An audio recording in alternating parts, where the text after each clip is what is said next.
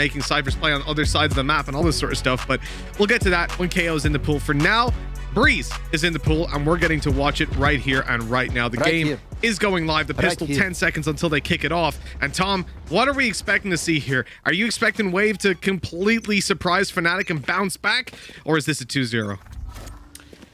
I would assume it's probably a 2-0, but I'm hoping for the prior, if that's allowed as an option. Murray, though, interestingly, actually switching up over to a Sova. Like, that's not something I necessarily expected, considering the agents that we normally see in play is the big boy Sky in most of these cases. But you know what? It seems like Nico might be stealing that role from him, at least on a couple of maps. I'm a big fan of the Sky and Sova play, and I think when it comes to Sova on this map, the information, as you said earlier, is so important. But right now, they don't have a Sova because Muri is down. That A push through Cave, not going to work out in the slightest. They'd spotted players outside of B, and off the back of that, FNATIC immediately rotated. Now blitzing out to the A site with the Viper wall, they're going to get a plant, and this is Wave facing into the first retake of Breeze. Spike planted.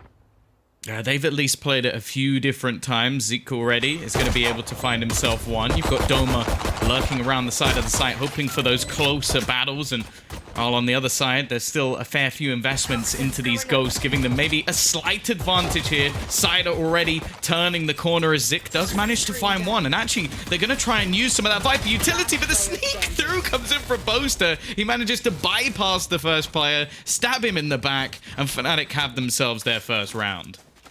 Boaster even receiving a shot to the head for his troubles, but still getting away with murder. 1-0 we go. FNATIC are looking good at the moment, but it is only a pistol. I'm very, very curious as to how round twos are going to go down when it comes to Breeze. At this point, on the defensive side especially, you could see viability for Marshall strategies to come out up against this composition in particular. They don't have a lot to block lines of sight. We've seen before from FNATIC, for example, the triple smoke, triple controller setup. When that happens, when you've got a Brim, an Astra, and of course a Viper, that is going to put you in a tough spot to actually marshal it out. But Wave here decided to go for the full eco instead. Now, I commend it. I think up against FNATIC at the moment, they're not going to be the kind of team that you want to flex on, let's say, because that risk is not going to see a reward the majority of the time. But what it does mean, Tom, is on such a long-range map like this, you're not going to be able to play default, sorry. You're not going to be able to play 2-on-2 and try to take long-range duels with classics. Instead, it's the pack mentality. Are we in the Bulldog era? Like, it's one of those guns where you kind of don't really see it bought very much, just because comparatively there seem to be so many other guns in these sort of bonus rounds that will just work out a little bit better for you. But we got a couple at least, so maybe the Bulldog's gonna. I know you want to see more Guardians played. I know that's something that's become your obsession. I think every time we ever play, like, oh, Tom, the Guardian's really good, and then I miss every bullet and cry. So, but maybe some of the pros, maybe Scream. I'll look forward to seeing Scream with the Guardian because I can only imagine amazing things. Yeah, you need the Odin. You need more chances to hit them. That's what it's all about for you, Tom. At this stage, Wave are just looking for exits. They want to try to drop a weapon and maybe carry it over for themselves and make this costly. You don't want to allow FNATIC to get away with this one for free. At the same time, this map is so open that there's a lot of space that they don't have to, like, if you think about pretty much any other map on the sites, when they exit the site, they have to come through a clear, defined choke point that you can hold. Right here, the choke point that they are holding doesn't have to be peaked. Magnum is safe where he is, down in Cave, and so they can take these long-range duels and just completely mow the classics down. And Cider, well, he's just going to go down to the spike. Yeah. Yeah, as we've said many a time, this may look foolish. You may be putting some Keck W's in chat, but the fact is, he needs to die there. He needs to go down just to make sure that he gets the extra bonus money. You get quite a bit less if you actually stay alive in these sort of rounds. So only if you have a weapon worth saving is it worth staying up in those scenarios. But this is where things should get a little bit more interesting. Now already we're going to witness Boaster actually investing straight. Oh, maybe not. Okay, he hesitated. I thought he was going to go straight for a rifle here, give them a bit more of a boost to this investment. And also something that we almost expected going into a map like Breeze. It is all Vandals. Well, all except Murray, who's already dead.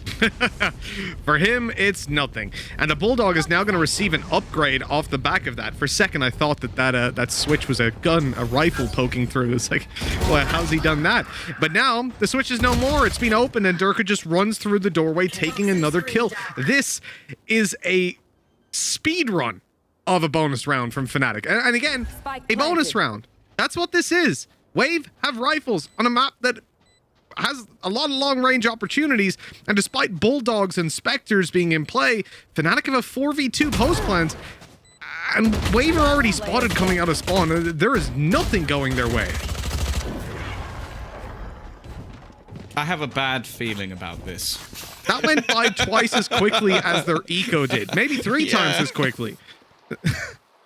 I'm not feeling so confident anymore. Like, I know that it's early days still, but they made that look very easy, and a lot of that just came down to a Bulldog opening duel that came through from Durka, which I kind of didn't really expect him to win. So, yeah, Wave have played this map a few times. It's one that they're definitely comfortable with. But as said, like, a lot of the times the way that teams have beaten FNATIC is almost what Mini was talking about in their interview. It's just everybody watches FNATIC, either copies what they've done previously, or if you're someone like Liquid, you innovate ways to beat it.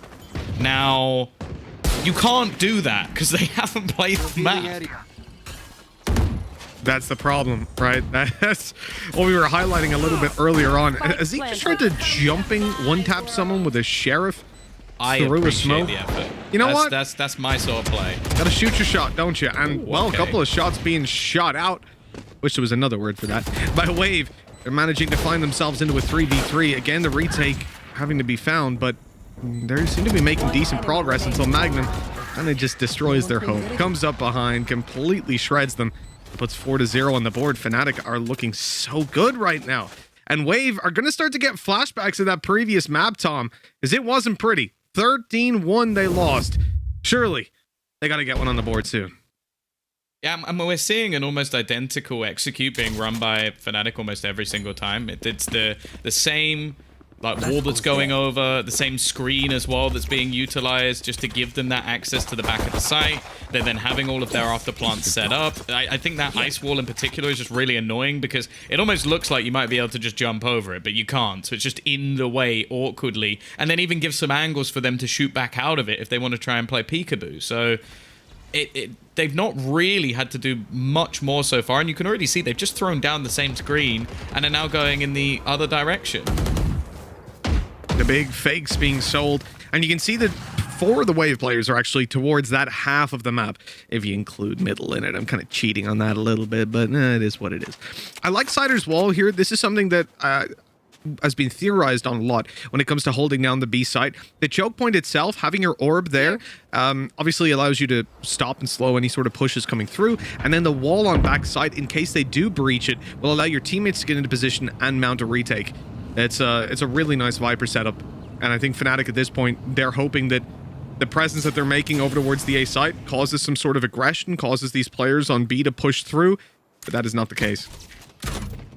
Oh, wow. Just snuck a cam onto the site.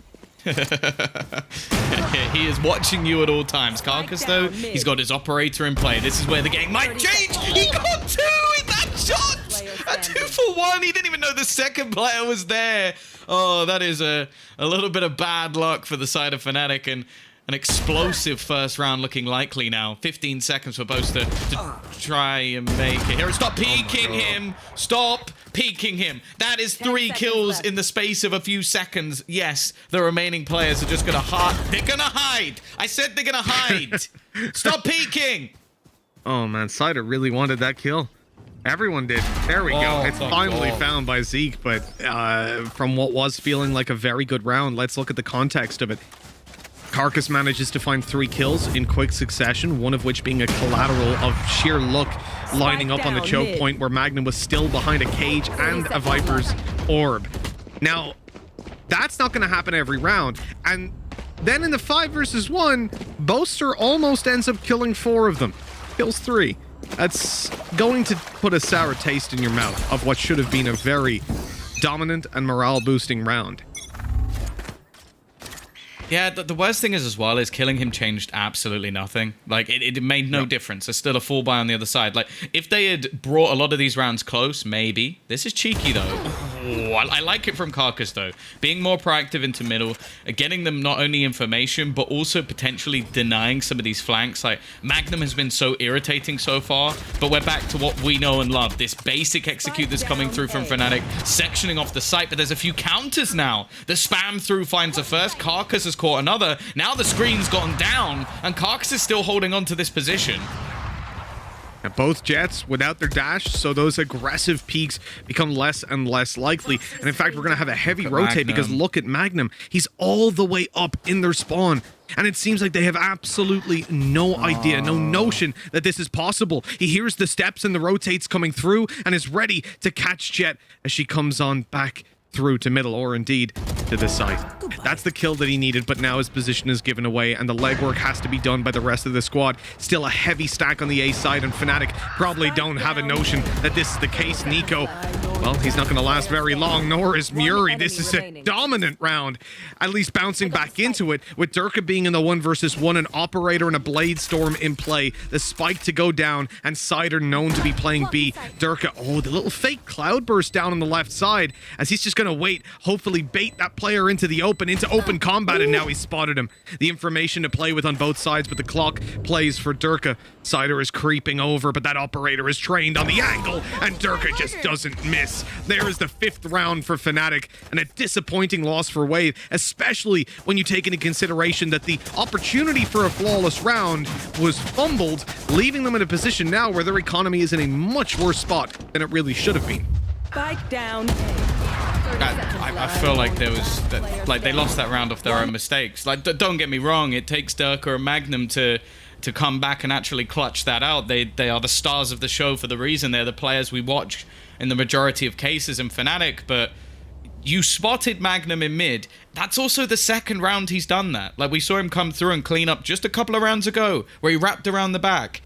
He shouldn't be allowed to do that twice. That need, like, if it's the fool me once, you know the rest. Like, it's one of those things where that's a mistake I'll allow you to make once. The 2nd time, now I'm starting to think like, okay, this is a map that you pick, this is a map that you play. You need to be prepared for someone like Magnum to cause you problems. And that was what, a 5-on-3 that was lost because him and Durka were able to find positioning that they shouldn't have been able to. A disappointing start for Wave. And now the pause comes in, and Tom, I feel like they're almost just, they're sitting in it at this point.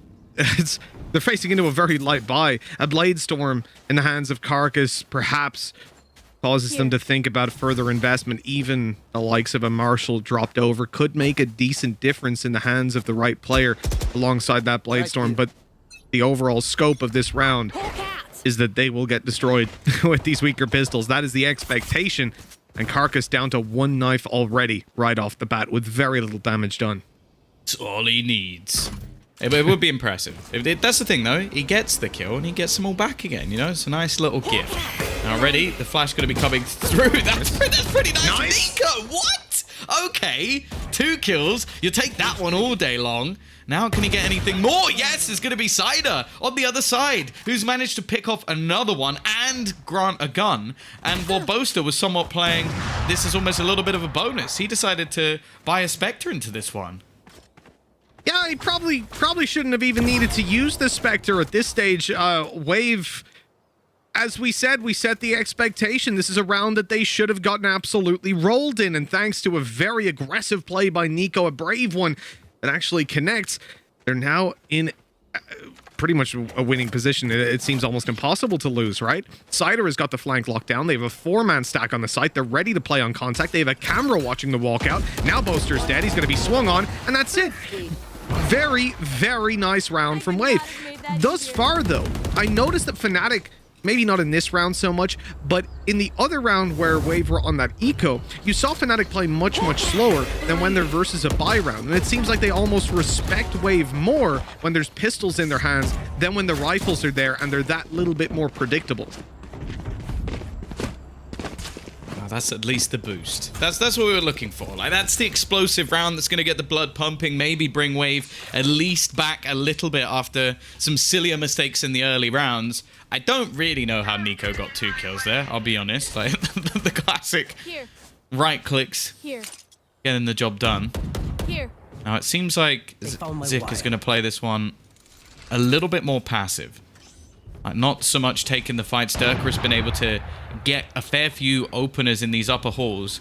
Now, they can try and split this through into the A site using the door, and they've attempted that once. Now, they bait Zik into the open. Muri's still going to be here, but he's also been punished multiple times trying to face off versus these players. And in the meantime, Boaster is trying to find one with the Hunter's Fury, but Nico and Carcass have gone huge. Oh, they're back. They are back in the saddle. Wave have started to find the rhythm. Here's the Sheriff from Mystic, though. Good for one. The flash. Oh, that's done him. Surely. Somehow he survived, but as he goes back out, there's 3 players ready and primed to take him down. And Boaster falls, leaving a third in the hands of Wave. Much better. In fact, I'd say 3 times better than what we saw on the previous map. And it's only beginning, right? Their defensive side of Breeze, they found the solution. Now it's just about continuing to apply it. I don't even know what I want to see them on. Like, talking about round objectives at this stage of the map is ridiculous. But I do feel like with where they're at, finding the rhythm and bouncing back, it's a good sign from the previous map. I think also with no officials on the board for FNATIC, I feel like the defense might actually be a little bit harder because you haven't been able to put a lot of the strategies you have into play. Maybe the synergy might be a little bit off, whereas I'm always going to expect Durka to get openers and Lurks to be able to come in from Magnum, which, you know what, he's attempting to do that right now. He's just walked straight into the B-site. We haven't seen too many executions in this direction, and this time it seems like the read is pretty decent. Muri already rotating in a little bit earlier after his normal mid-play, and they've kept that one nice and clean. It definitely seems like Wave, after what was a huge round victory, have now managed to push off the back of it. Yeah, absolutely. The foundation's laid of a good half, and a pause comes in. FNATIC, I presume, calling this one. Maybe feeling that little bit of extra pressure on their shoulders, although I'm sure Wave are going to be happy enough to take a breather and look at how they want to approach this one. When you take a look at the economy for Wave, though, we mentioned, obviously, they had that potential to have a flawless round earlier on, and it didn't quite go according to plan. Now, though, it's pretty stacked. They're looking incredibly good when it comes to those credits. I think as well, like, it's clearly a big part of their plan to have that operator into Carcass's hands. So the fact that they do have the money now, that they'll be able to afford it for the next couple of rounds, is huge, because he has been incredibly impactful. He's been roaming the map, getting aggressive into mid, trying to deny certain players control of different areas. I think the A-site defense as well. Obviously, I think it's a combination of him and Nico, who over the last few rounds has been the difference maker. But those 2 players, if they're going to have to skimp on pieces of utility or maybe not having their weapon of choice, that could completely change it. So the fact that the likelihood of that now is very, very slim, that's a good sign coming in for Wave. Most definitely. And the round is just about to kick off after that pause. A little bit of lull in gameplay and hopefully an opportunity for the teams to gather themselves. Now, we kick it back off. And from what we've seen of FNATIC so far, the attack had looked very good when there were rifles in hand. We're talking about rifles. A quick sidebar on that, Tom. You said earlier about it being the Bulldog meta, and look, Dirk has pulled it out yet again coming into this round. So it's definitely getting a lot more love than it ever did before. I've seen it more, I would say, in this series than I did in the last Challengers. That is true. It really wasn't a gun that many people went for at all, especially with how good and cheap the Judge was, I think. And then before that, we had the Bucky. Like, there were so many other guns. I would say if you're using a Bucky on this map, you're a bit weird. Like, I think maybe there's 1 or 2 positions I could think that it could work, but if you ever have to rotate, you're screwed. And we already have Carcass again. Aggressive position, dash out. Exactly what he needed to do. Starting to play Durka's game for him in a way. Like, this is something that, oh, hold on, let's just put that point on the back burner, because it looks like we're having a B hit right off the bat. And Cider, he's using that wall that we talked about earlier, but now he's completely out of juice, and so they have to go out for the peaks. Boaster being swung on from every angle at this point, surely doesn't stand a chance, and yet they're not in sync, and so he's able to offer up a couple of 1v1s and put it into a 1v3. We've already seen what Boaster can do in these situations when all he has to rely on is his aim, and again, another headshot to be connected. The spike planted, 4 bullets in the chamber, and a wide swing from Zeke will get the round on the board, but that came dangerously close. The hours and hours of Boaster's DM sessions have definitely been come to use now. Gonna be a little of a walk. We'll get a bit of downtime as we see the operator retrieved. Even though they've got plenty of cash, they're gonna make sure that they're not just wasting any extra. Well, they can easily get this one back into play. No time forgotten, but yeah, the thing I've noticed so far, at least, is I think FNATIC have their like clear plan when it comes to their A executions. As said, they've got their screen, their wall, the lurk. It's pretty much all expected. Whereas a lot of the B hits, I don't want to say are more on the fly, but it does seem like they're almost like they're reliant more so on that mid control. They're reliant on those splits coming in from the side. I just feel like getting into B at the moment is very, very difficult. Oh yeah, it absolutely is. And I think this is something that when we look at the map, A being quite an open site, but it has the avenues of approach through hole, through middle, and through the cave. And indeed, you can even flank all the way from mid around the back. The issue is when you come to B, there's 2 choke points. And that's pretty much, those are the primary ways you get through. And with a Viper holding it, she can almost solo hold. Look at Carcass. Big change up here. Playing the B side instead. Vulnerable to a peek from window. Though his teammate is watching it from afar. He's hoping that someone gives him that close range peek, but they're falling back, and now Carcass starts to get aggressive. This is where he doesn't really have a mode of escape, and the shot is going to be missed. The dash, in fact, doesn't even connect, and out Durka goes. Not even managing to land a bullet. Either player, in fact, with Carcass only barely receiving a tickle in the end. Yeah, I think he spotted Cider at the back of the site and realized that, okay, maybe I get away with one, but the chances are I take a bullet in response. So he decides that Durka, his own survival, is worth more. Again, though, Magnum, they're starting to become a little bit more wise to the plays that he's attempting to make. That short B push with an attempted split, not really going to be coming through. Now, they're going to have that owl drone to try and find out a little bit of extra information. That will be taken out, but now the split begins. And with only 2 defenders and a sort of rotation having to come in, they're reliant on these couple of players, and Carcass is only going to get 1. Cider, though, however, has brought this back into an advantage, and now the rotation is coming. It is. He's been wall banged up, though. The Hunter's Fury seeks him out, and Durka is the one to finish him. Pushed out of position. 15 seconds remaining. That spike needs to get planted, and it's only on its way to the cross now. The orb is going to go up, but if he falls on the way through, Boaster might just lose the round from that alone. It looks like he'll get the plant as Durka picks up a 4th, seeking the ace out now. They can play this one together. The steps heard. Nico swings, and he's only good for the 1. That is FNATIC finally claiming a 6th round on the board. A good comeback by Wave finally meets a blockade, but it's not over yet. 1 final round to play for, and it could be neck and neck coming out of this half. You can kind of see why Durka wanted to stay alive in that initial fight, didn't you? He ends up getting 4 kills while just running around the site, clearing pretty much every angle for his team. And, well, they just about get things through. Now, we are still going to have an almost perfect investment here. 8,800 credits spent by Carcass in this round. So he's going to have absolutely everything. We know that Jet's utility has also become quite expensive. And on the other side, because they only have 1 player left, well, I would say there's a few pieces missing, but Durka does actually have his Blade Storm. Yep, that's going to be the difference maker, right? The fact that he can actually have that sniper shotgun crossover. Look at Doma. Right away, ready to just go on through. They're going to pop a wall. This is being saved, and no! A complete whiff there, falling down from the top of the wall. Good intentions, but not good results. Man disadvantage to play with Viper's Pit down on the B site, but they bypassed it completely. Now coming in behind it from middle. And that plant can actually be secured. But look at Cider. He's not staying inside the ult, instead realizing these players might, in fact, decide to go onto the back site. He's looking for them and trying to seek them out. But as of yet, spotting absolutely nothing, and then gets completely torn by Durka. Boaster with another leaves Nico by himself, Tom. It's a 1v3. It's been a messy round, one that's hard for Wave to keep track of, and one that's hard for Wave to win. Spike planted.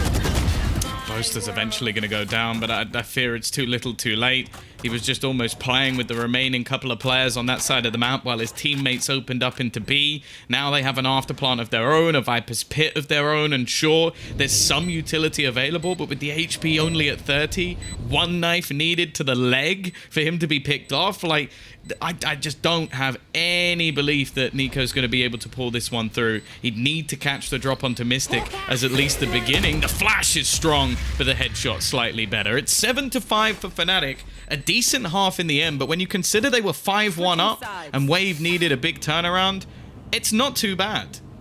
Oh, this is definitely, to me at least, this is a positive sign for Wave. The fact that they bounced it back the way they did despite a huge deficit in the beginning means that they're actually starting to match up to FNATIC on all fronts. The other side of it is, as you mentioned earlier, Tom, you can imagine for FNATIC, with this being their first official, the defense could provide a couple of problems for them. Not like a map that's so challenging for rotations. You really have to get it right the first time around, and it might not be so easy for these guys. But it all comes down to whether or not they've had that immense amount of practice. We don't know how much they've prepared for this one. We know that they've definitely put the time on and that they want to play this map. But Wave chose it. Wave have the history there. Maybe that's going to be what puts them ahead. Let's see what is going to be, or what their attack side is going to consist of, as they've already come in. The first 1 minute and 30 left on the clock, and you can see that their preference is definitely the A side off the bat. Deploying drone. I like the cam. It's just going to give them information if there is going to be anybody pushing in the upper halls. Instead, though, we've got the drone coming through, trying to clear some of these closer angles, and Mystic's getting attacked. He's screwed. That is a really strong out drone over the top. He's taken off the middle of the site, and now the two players actually kind of isolated by the box. They're going to try and wrap around the back of the site, get themselves close to the pyramids, or Madonna, as it's so called by Pansy. Boaster, he looks like he's about to make something fairly risky. It's actually Magnum that gets that kill, though, finding it from afar. One enemy remaining. Well, they've put themselves into a man advantage on the Wave side and gotten the plant in. That's something to play with. And look at Z coming right up behind. Doma has absolutely no idea, and he's been spotted down below. The drop shot not going to land. Doma, in fact, able to pop a heal off the back, and he'll have a little bit of HP to duel these players with. A headshot will finish him off, but he can do the same to them, both being sub or equal to 100 HP. Carcass closes it out, though, putting 6 on the board for Wave.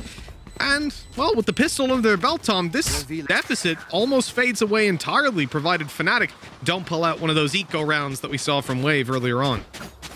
Yeah, I think we've also just witnessed, like, even though how expensive that out drone is right now, like, they're basically half of your credits gone in the early stages of the pistol round. The value of it was just massive, like instantly picking off Mystic. That's his screen gun as well, which was the counter to them going into this site. That seems to be the way that FNATIC want to play it. Use that screen to at least make things a little bit more awkward, almost create a cross on the map.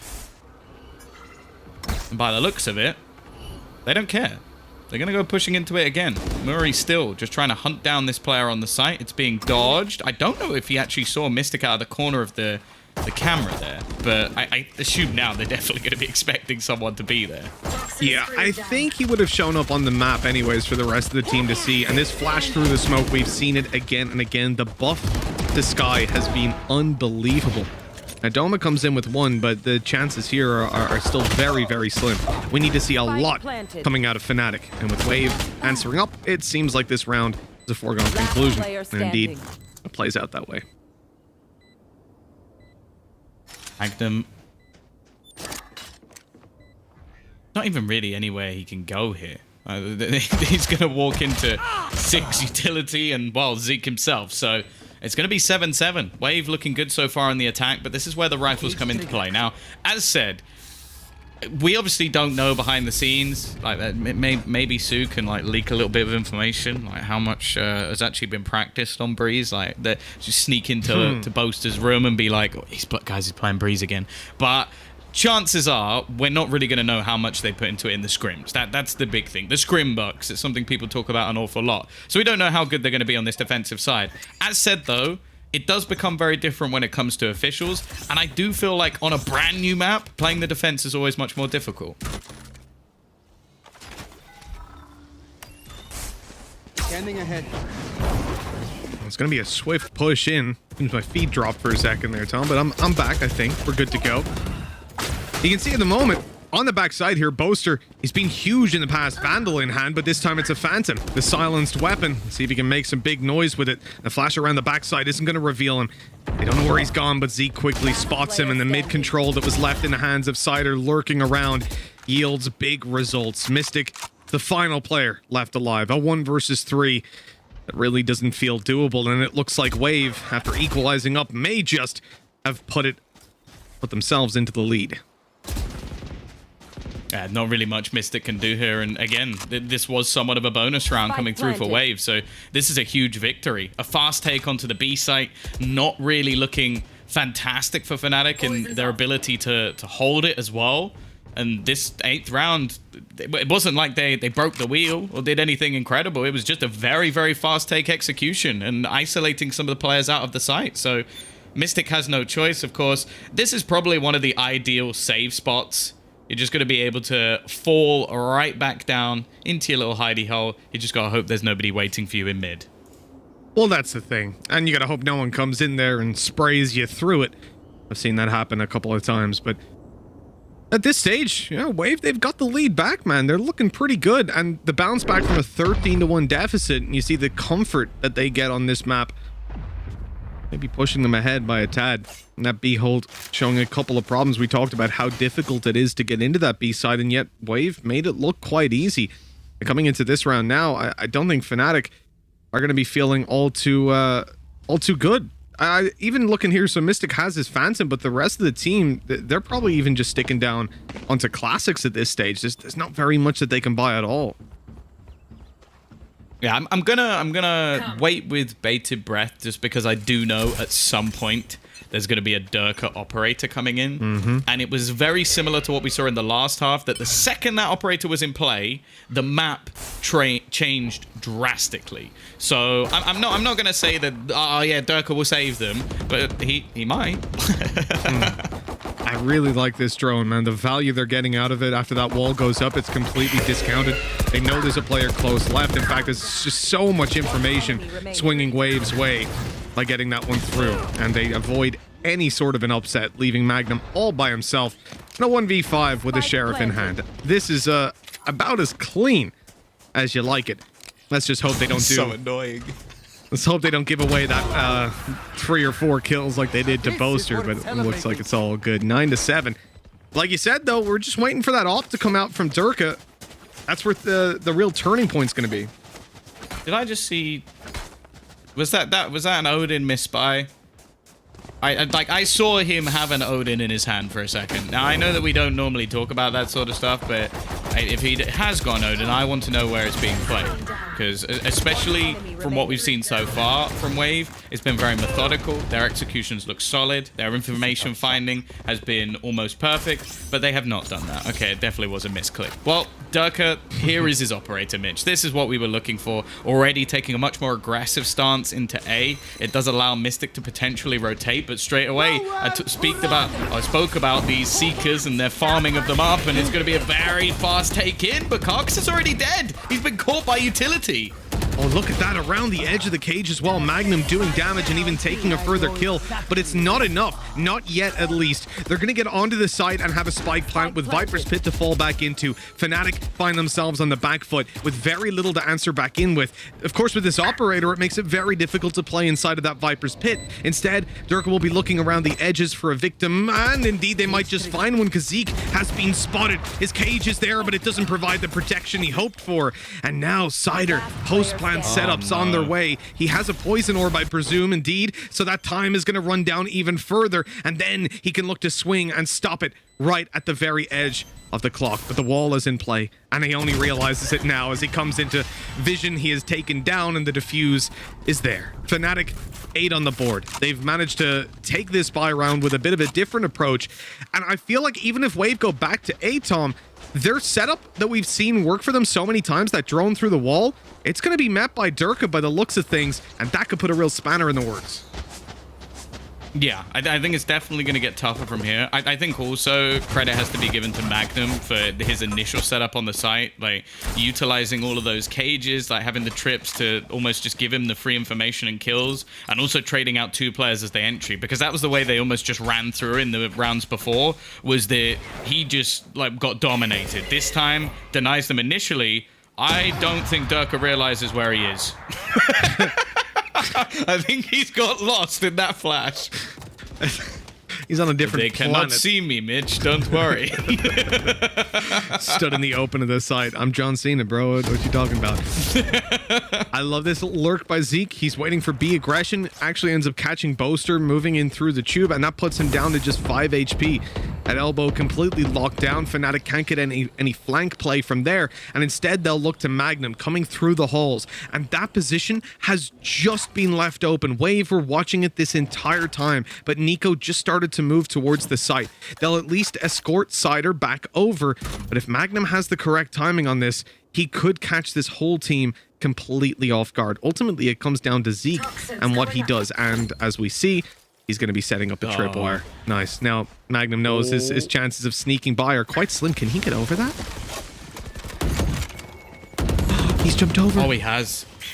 Oh, he's got through. This could be a huge problem. It all depends how quickly they get through things on the site, but he's going to be coming around behind. First one goes down, and Doma has done an incredible job himself, now leaving it all onto Zik, the last man standing, and it is going to be FNATIC taking the round. The flank, maybe not the most integral thing in the end. It's Doma just doming players as they walk through, but nonetheless, that might need to be looked at, because I don't think they were expecting someone to be able to jump over that. It's a matter of inches, honestly, Tom. If he could have gotten that tripwire placed slightly further back just to deny him jumping up on that ledge, it would have been perfect. And as he was just walking by, throwing it, hey, these things happen. But they cost you rounds, and I think the fact that Carcass was taken down is a big thing. Like, if he's still alive in that situation, maybe we end up with another one of these big plays on the operator, but instead, the top fragger is destroyed by a small clerical error. We come into round 19, and I have to say, with the scores neck and neck and the way FNATIC have been playing, Wave are the ones on the back foot, because they're now searching for a solution in how to break this hold. Yeah, one of the things I was expecting a little more of, though, within this map in general, is some mid plays. Like, a lot of these have just been straight up executions with maybe alert coming in behind. Like, we haven't seen mid dominated, and that looks to be the plan in this round. The problem is, the man you have to face off against when you challenge for mid is Durka, and that is not a fun game to play. The worry, though, is he going to expect the player coming through from that upper position? And the answer was no. Zik has already picked him off. Yeah, right through the holes to get that kill. The one thing I will say is Doma's position isn't all too frequently held. He is rubbing shoulders with Muri right now, the yin and yang Romeo and of Juliet. the door hold. Let's see if they're able to, or who's going to be getting the jump on that one, if at all, because Waves seem to be moving their way towards the B site right now, where FNATIC have left just a... Oh no, Doma's going through, and that lurk pays off massively. Muri has cut him down and left Magnum with no rotations, and they've even gotten rid of him. The site is theirs, and a 2v4 right when they need it. Wave are back in the game. 10 seconds left. Spike planted. Oh, Mystic's going to be caught. Murray's lurk just doing so much damage throughout this match, and now you've got Boaster. Hey, he managed to get 3 in a 1v5, but I don't think he's going to be getting 4 in a 1v4. Like, it doesn't look likely, just opting to try and save that operator into the next round. But there's the first one at least. And we know that they did take some pretty serious damage in the last round, but they're going to want to try and get rid of this operator. Like, not allowing Durka to have that for the next is everything, and this man's lurk in this round was the difference. Like, that is multiple kills now, picking players off. I will also say Zik as well, finding Durka by using those upper halls was a huge play. And that's the thing, I'm not sure, like, with how we've seen this map played so far, I feel like the way that mid is played is so reliant on one player. Like, you have to have, like, the upper halls covered and then mid. And the way that Wave actually adapted was to try and just stack up players to stop the halls pushes that FNATIC were doing, because they were doing so much damage. Now, that was just left solely to Durka to try and cope with both. And I just don't think that works. Yeah, it's a little bit too much. You need to at least have a tripwire or something around there. That's the adaptation that FNATIC have made. Hello.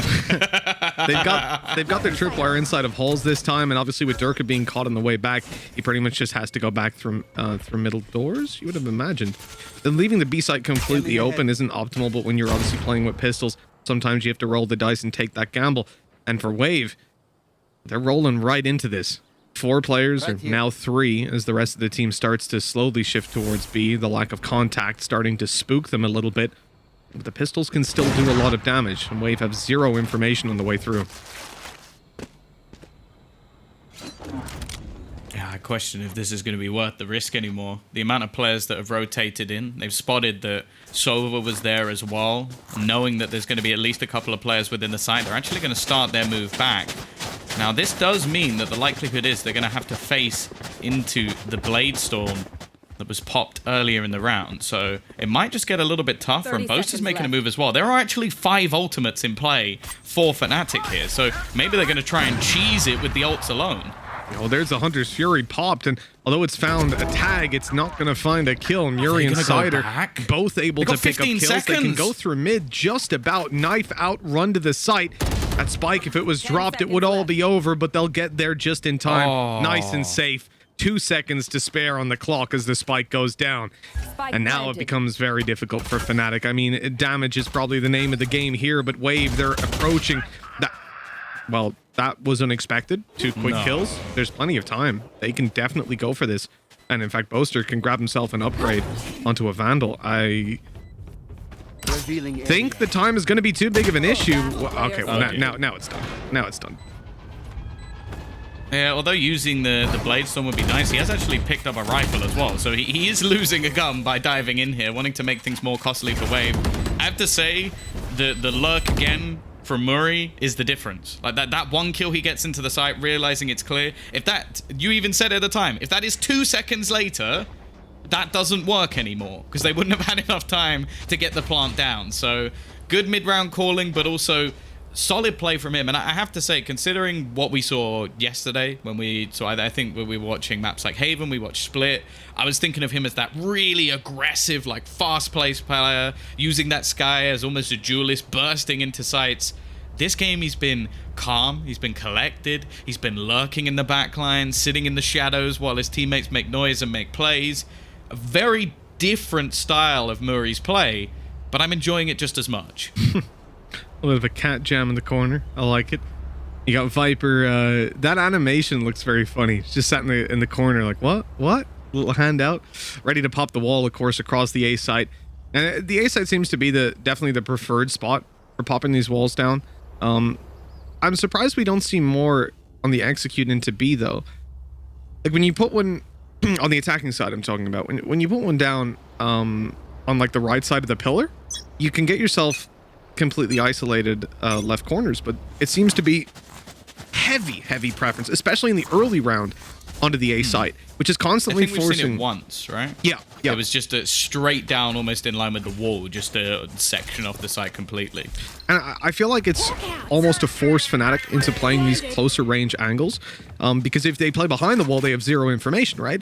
So a lot of the time they're going up to it, they're using their drones, their recons, and that's putting them in a spot then where Wave, combining the drone that they're using now, basically, if you're playing close, you get spotted and you get fought and probably killed. And if you play further back, well, they get site control. It's basically 2 or 3 pieces of utility that get the site pretty consistently for them. And FNATIC have made the adaptation now and playing super passive, but actually stacking it up. And a huge fake sold on the back of the Seekers, the drone, and the push out to the A site. Even the kill from Muri, they walk straight through Viper's pit, and Mystic is caught with his pants down. These have been some phenomenal calls over the last few rounds from Wave. That is a risky play to make. They throw 2 players into the A site as well. Murray is still holding 2 there. There are still 2 players on A. They've had to throw in that res to bring one of them back, and he's killed off another while Karka's defends. Murray has got 3 kills on a fake on A. It leaves just Durka left alive. A 1v4 scenario. The fake gets more kills than the actual execution. That's ridiculous. Well, I don't think Dirk is getting away with this one, Tom. It would be ridiculous if he did it as well. And, well, he's going to keep them on the side, I guess. Run down that that economy as much as he can. Because he's certainly not winning it. Oh, the op's gone. I That's assume something. they're going to have enough money to buy another one anyway. But it's definitely a very costly piece of weaponry that's gone out of this round. 12-9. We are seeing... well, at least what I wanted to see from Wave. After the start they had, after the mistakes that were made with players being able to wrap around, we also saw 7 rounds in the first half going the way of FNATIC, but it has been that sort of defensive side that's been a lot harder to deal with. Some really solid executions coming out from Wave, superb fakes, and as said, the calling has been spot on from this team in this map. Wave are a team who in Challengers 1 ended up having to face FNATIC and beat them. In Challengers 2, they then went up against, I think, Pact and lost, but they would have faced FNATIC had they have won that and one more game. It seems like every time that Wave enter these tournaments, they end up against one of the best teams, if not the best. It's just FNATIC by the looks of things. It's always the barrier to entry. They beat them once, they failed to face them the second, and now they're looking to do it again. And here on Breeze, despite a terrible first map, probably the worst game of Valorant I've seen Wave play, at least when I've been casting them, they've bounced back. They've now got the site with the standard A hit we've talked about many a time, and it looks like they're set to close this one out. Very, very weak weapons for FNATIC coming in on this retake. Durka starts it off well with one on the Guardian, and a second, in fact. He is clocking up kills, but eventually completely dealt with. And it seems like only a matter of time until this round goes their way, but maybe not. Nico has to do it all. A 1 versus 2, and the first is found. Boaster creeping up behind with just 45 HP. A Guardian in hand. He needs the headshot, and it's Nico that will find it. 13-9 Wave. They've bested FNATIC here on Breeze, and we're going to be going all the way to map 3, Tom. Ain't no rest for the wicked in this series. Yeah, I spoke to Karkas this morning. He said, you know, I'd love them to let us have Breeze as our pocket pick, and they may have given us a little bit of doubt when it came to the first few rounds, maybe even the first half, but when it came to their attacking side, honestly, it was brilliant. I thoroughly enjoyed that, especially for our first cast. I feel like you normally expect at the beginning of a map, maybe some looser play, some very aggressive play, but they came in structured. They had a plan in the majority of their rounds, be it a deep fake or a late lurk or even just a quick switch in the mid rounds. And yeah, it was honestly very enjoyable. I'm looking forward to the future of Breeze. As am I. We'll see more of this map as time goes on, but the next map up, Tom, I don't know if it looks quite as good for Wave. They have the advantage here of playing a map that FNATIC haven't played, but now it's Bind. And I think most people will know Bind is a pretty strong map for FNATIC. We'll be going to that map in a little bit, but for now, it's a break followed by the wonderful Analyst Desk to break down all of the Breeze action we just saw.